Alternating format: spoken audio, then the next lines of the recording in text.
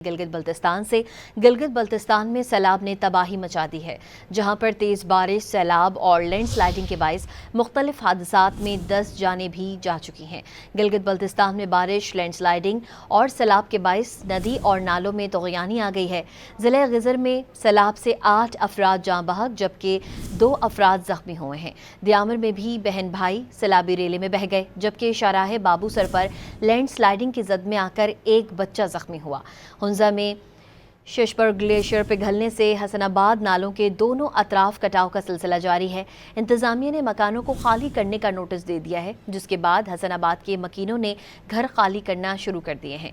सैलाब से फसलों, मकानात, स्कूल और ज़रई अराजी को भी शदीद नुकसान हुआ।